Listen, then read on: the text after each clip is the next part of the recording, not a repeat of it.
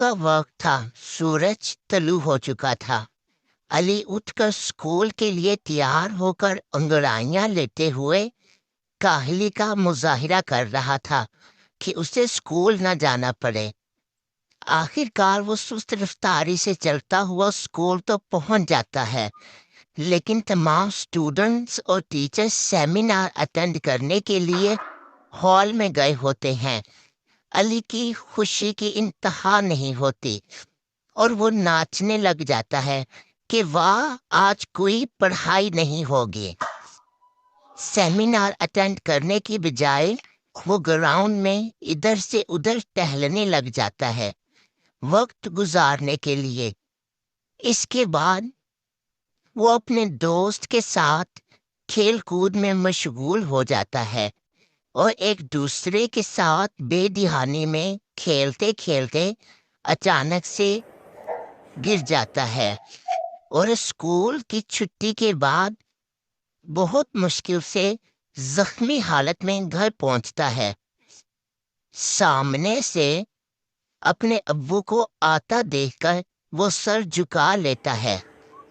उसके अब्बू उसको गुस्से से डांटते हैं और अली सर झुकाकर डांट सुनता है। डांटने के बाद उसके अब्बू उसको प्यार से सोफे पर बिठाकर समझाते हैं कि बेटा, पढ़ाई पर तवज्जो दो। इसके बाद अली तन्हाई में बैठकर सोचता है कि वो सेमिनार अटेंड करने के लिए चला जाता बाकी स्टूडेंट्स के साथ, या फिर ग्राउंड की बजाय लाइब्रेरी में वक्त गुजार लेता, कोई ना कोई मालूमाती बुक पढ़ लेता। रात को जब सोने के लिए वो अपने बेड पर लेटता है तो खुद से अहद करता है कि वो खुद को बुरे कामों से बचाएगा और पढ़ाई पर तवज्जो देगा। यूं खुद से अहद करते करते शाम हो जाती है और वो गहरी नींद में सो जाता है।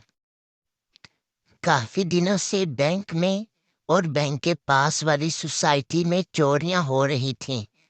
सब लोग परेशानी की हालत में बैंक के बाहर खड़े होकर तबसरे कर रहे थे कि बैंक के मैनेजर से जब पूछा गया तो उसने बताया कि चोर बहुत होशियारी से और चालाकी से चोरी करता है।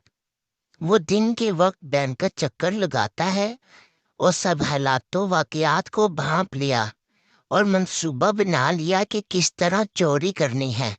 और रात के वक्त वो बैंक में आया था और बैंक में पड़ा सारा कैश और सोना उसने चोरी कर लिया। अगले दिन पार्क में सोसाइटी के लोग एक दूसरे से अपने साथ हुए वाक़े को बताते हैं। अहमद अंकल परेशान होकर बताते हैं कि वो रात को टीवी देख रहे थे और जब उन्होंने टाइम देखा तो 1:45 हो चुके थे। उसके बाद वो सोने के लिए चले गए और कमरे में जाकर क्या देखा कि जो अलमारी कपड़ों और जेवरात से भरी हुई थी, अब वो खाली थी।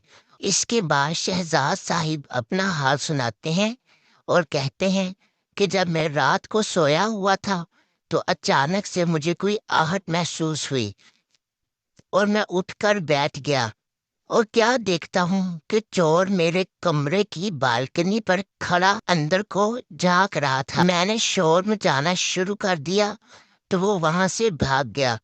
फिर सब लोग मशवरा करते हैं कि नुकसान बर्दाश्त करने से अच्छा है कि हम सब बारी बारी रात को सोसाइटी के बाहर पहरा दें।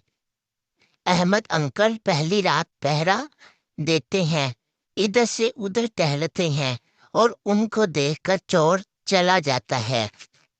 और दूसरी रात शहजाद साहब की बारी होती है और जब वो पानी पीने के लिए जाते हैं तो चोर आ जाता है।